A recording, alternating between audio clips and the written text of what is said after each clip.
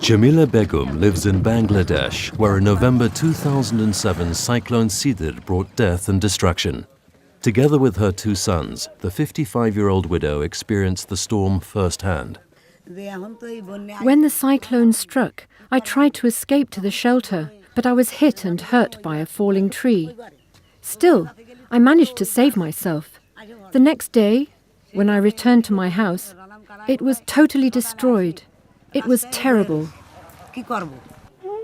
It could have been worse for Jamila Begum. No one from her family died. Her village was not at the heart of the cyclone's path of destruction. Nevertheless, the storm crushed many of the simply constructed houses and destroyed the rice harvest. I had a small shop where I sold tea and sweets. That's how I earned my living. Now everything is gone. What shall I live on? I don't see a way out. I have nothing left to sell. I have nothing left at all. While the aid of the international community focuses on those regions which are most affected by the cyclone, SDC tries to help in places which receive less attention from the international aid community. In an emergency aid operation, several thousand aid packages are distributed to affected families and individuals. These contain urgently needed goods such as food, medicine, clothes, or tools for water purification.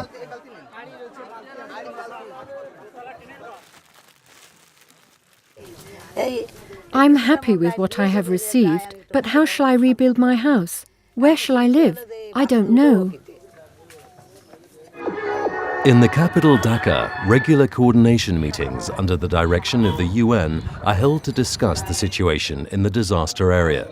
This is where representatives of the government, various donor countries and NGOs meet in order to coordinate their aid activities and exchange information about the latest developments. SDC sends an assessment team to Bangladesh for further clarification. They determine further measures for early recovery and initiate reconstruction. Here in Sharonkola, the cyclone struck with full force. It swept through the villages with more than 240 kilometers per hour and left a scene of total destruction. Most of the 4,000 victims lost their lives in this region.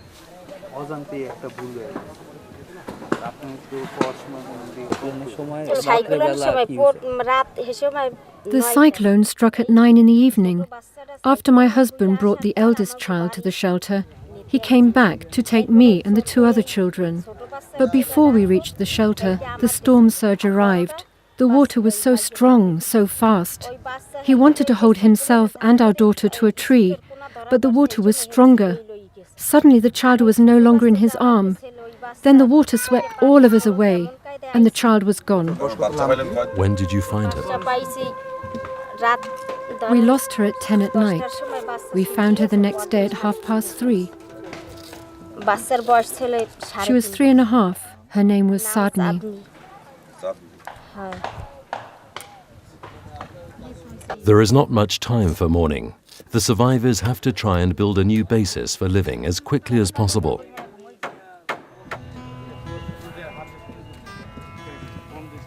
Talking to the people, the members of the SDC assessment team clarify how they can best support the affected people in their reconstruction efforts. This farmer, for example, has lost his entire rice harvest. His 4 cows, which he used for the cultivation of his fields, have also died. And his pride and joy, the power tiller, is heavily damaged. He urgently needs money for repairs and new seeds. In this case, a cash for work project is being considered. The people would receive a cash salary for tidying and cleaning up the damage. This is an action line which helps quickly and effectively. Furthermore, the people can decide themselves what their priorities are. They're not made dependent, and they don't have to sit around and wait for the relief supplies. On the one hand, they work actively in order to restore infrastructure. On the other hand, they somehow cope with their traumas. What's more, at the end of the day, they feel that they've earned their money and can do what they want with it. These programs are steered and controlled by local NGOs and coordinated by SDC's representation in Bangladesh.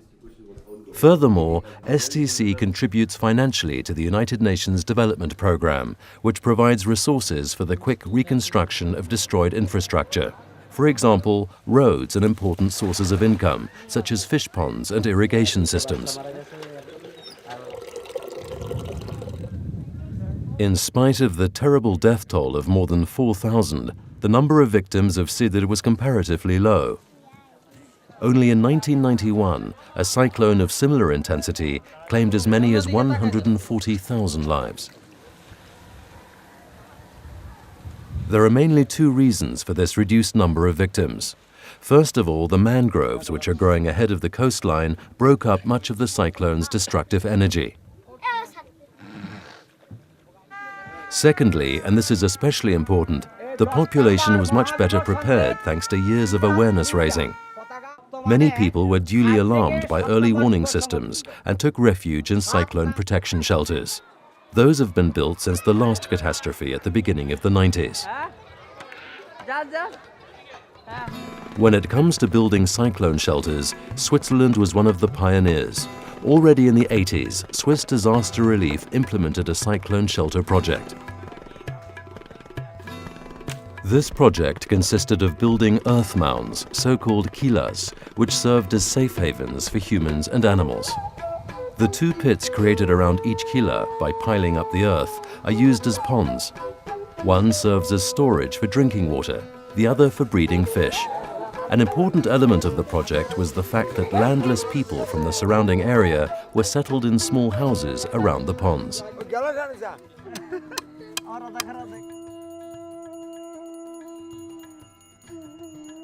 Today, 20 years after their construction, large communities have developed around the kilas. The region where the kilas were built was only marginally affected by last year's cyclone. However, during the last powerful cyclone in 1991, the kilas and shelter buildings helped to save the lives of several thousand people.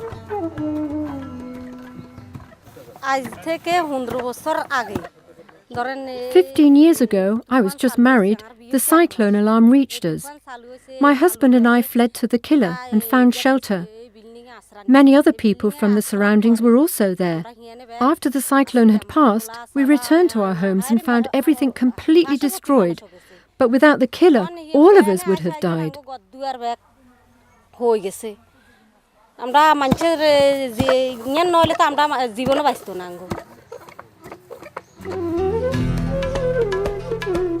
Over the years, the killas fulfilled their function. Today, due to the silting, they're no longer located in immediate proximity to the coastal line. Furthermore, in the context of a large-scale project, the government of Bangladesh has provided additional protection for the region by building embankments and new cyclone shelters close by. The government program drew upon the experiences gained with the killas. Based on the findings of the assessment team, SDC has decided to focus the next 2 years of its work in the area affected by Sidr in the following areas. Als erste Aktionslinie wird ein Cash for Livelihood Projekt. The first line of action is the implementation of a Cash for Livelihood project. It aims at supporting around 3,000 families in the area which was most affected in the recreation of their livelihoods and sources of income. Each family will receive around 250 Swiss francs to buy whatever they need most.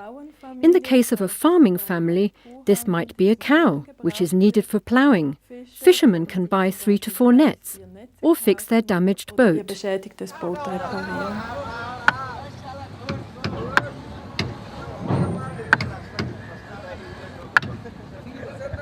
Als zweite Aktionslinie. In the second line of action, we will build between 5 to 10 cyclone shelters. In this context, it is very important to us that the buildings will be used as schools or community rooms in the times between the cyclones. In a similar project in India, we experienced that the people in the villages take much better care of the shelters if they can use them regularly. Due to its exposed geographic location in the Ganges Delta, Bangladesh is frequently affected by natural disasters. The north is regularly flooded by the large rivers originating in the Himalayas. In the south, storm surges and cyclones are a constant threat. Considering climate change forecasts, one has to fear the worst.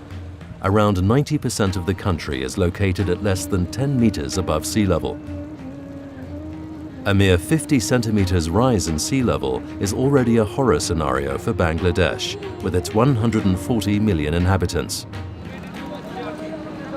Additional factors, such as the extremely high population density and widespread poverty, increase the risks associated with natural disasters. While in some places land is lost due to erosion, in other places new land is created by sedimentation.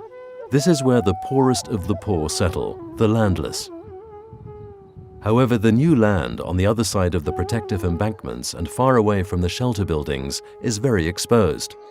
Very often the people who live there are the first victims of floods and cyclones.